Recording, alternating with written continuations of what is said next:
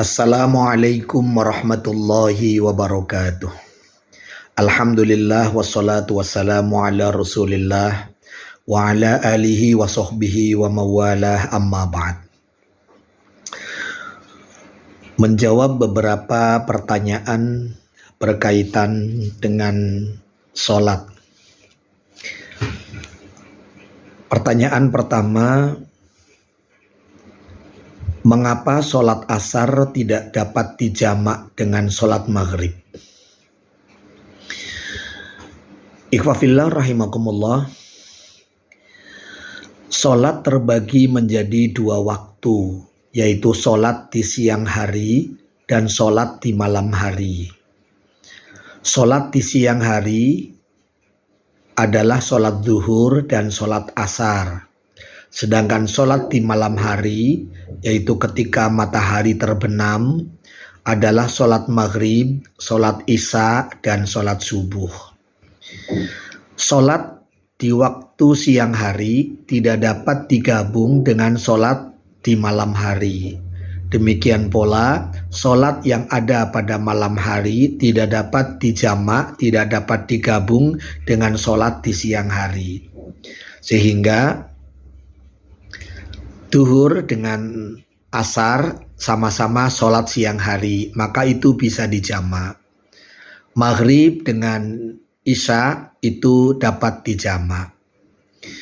Alasan yang kedua adalah alasan syar'i, karena Rasulullah Shallallahu Alaihi Wasallam tidak pernah mencontohkan sholat dijamak antara asar dengan maghrib.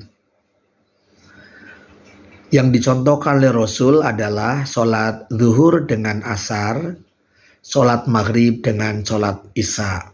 Jadi tidak dapat sholat maghrib yang termasuk sholat malam digabung dengan sholat asar, karena asar termasuk sholat di siang hari. Pertanyaan kedua, bagaimana niat sholat jamak?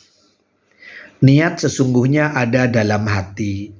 Ketika kita akan menunaikan sholat, maka hati kita mengatakan, saya sholat zuhur, saya sholat asar 4 rakaat karena Allah, saya sholat subuh 2 rakaat karena Allah.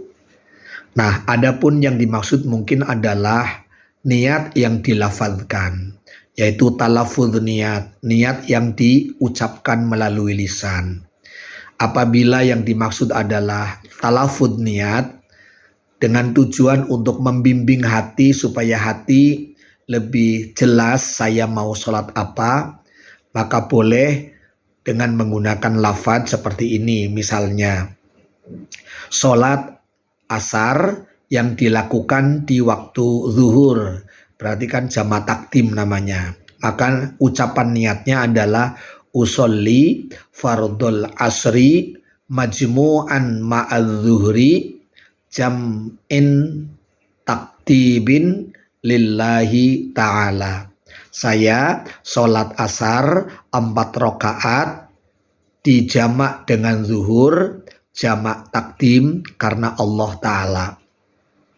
Sholat maghrib dilakukan pada waktu isya atau jamak takhir, maka niatnya adalah usolli fardul maghribi salasa rokaatin majmu'an bil isya'i jam'in takhirin lillahi ta'ala. Saya sholat maghrib 3 rakaat dijamak dengan sholat isya jamak takhir karena Allah Ta'ala. Nah, itu talafuz niat namanya. Pertanyaan ketiga adalah berkenaan dengan sholat yang dilakukan sambil merem. Bagaimana sholat kalau dilakukan sambil merem? Sesungguhnya merem itu bukan merupakan larangan orang sholat atau menjadi batalnya sholat. Maka ada 3 hukum berkenaan dengan sholat merem. Yang pertama adalah hukumnya mubah atau hukumnya boleh. Merem yang boleh adalah merem karena ingin supaya lebih khusyuk. Merem karena menghindari maksiat. Yang ketiga mungkin merem, sholat merem karena kalau melek maka tidak akan khusyuk. Itu merem boleh. Merem yang kedua adalah merem hukumnya makruh ya. Merem hukumnya makruh. Kenapa? Ya merem tanpa alasan. Sholat merem tanpa alasan karena kebiasaan saja merem. Karena bisa menimbulkan kantuk.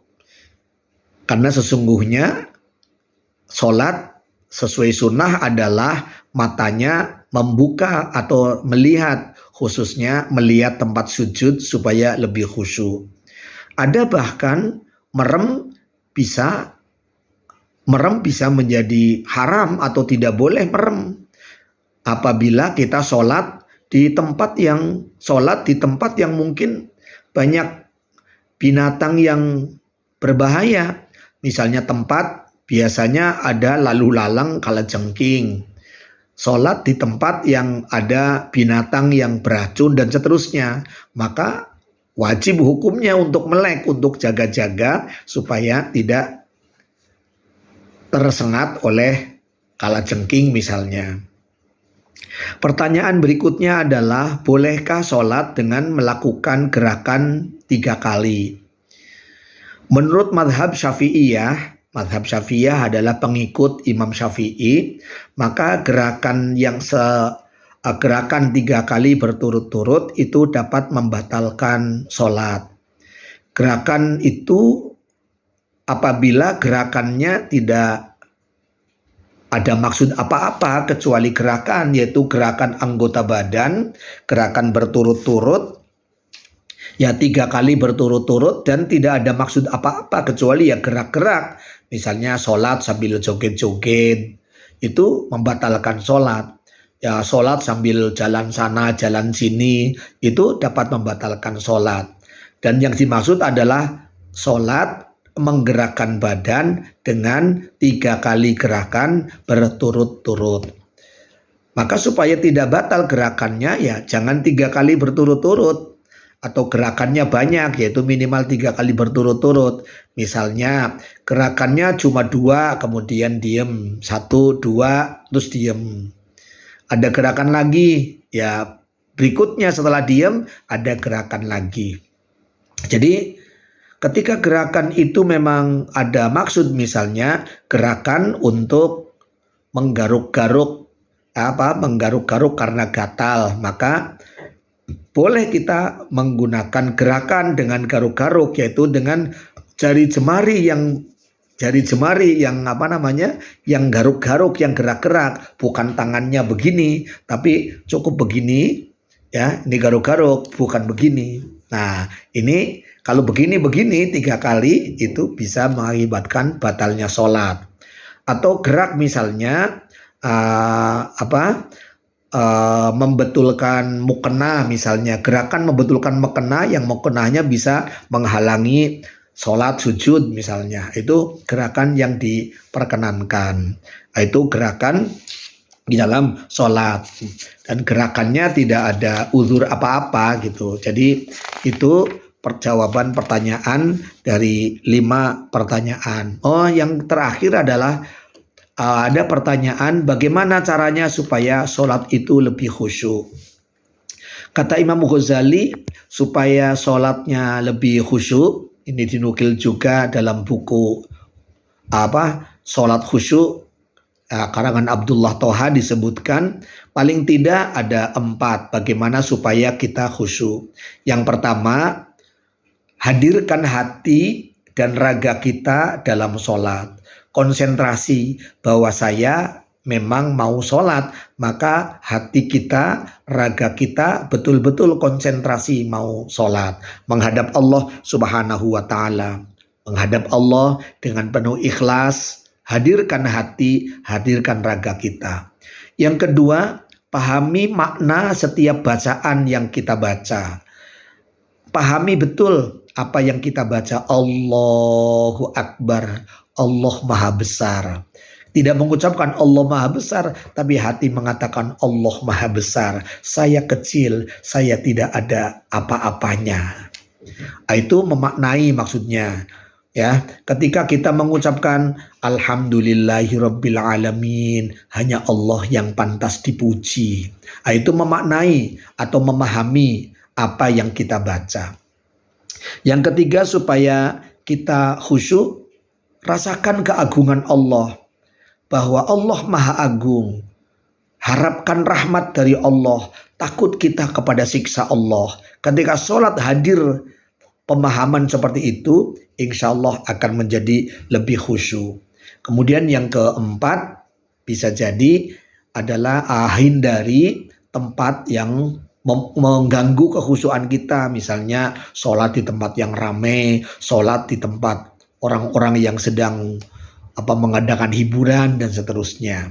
Dan kalau boleh ada tambahan ya, supaya khusyuk, usahakan kita ketika sholat matanya melihat tempat sujud kita, sambil berzikir kepada Allah, mendengarkan imamnya, mendengarkan imam yang sedang membaca. Demikian, mudah-mudahan ada manfaatnya. Assalamualaikum warahmatullahi wabarakatuh.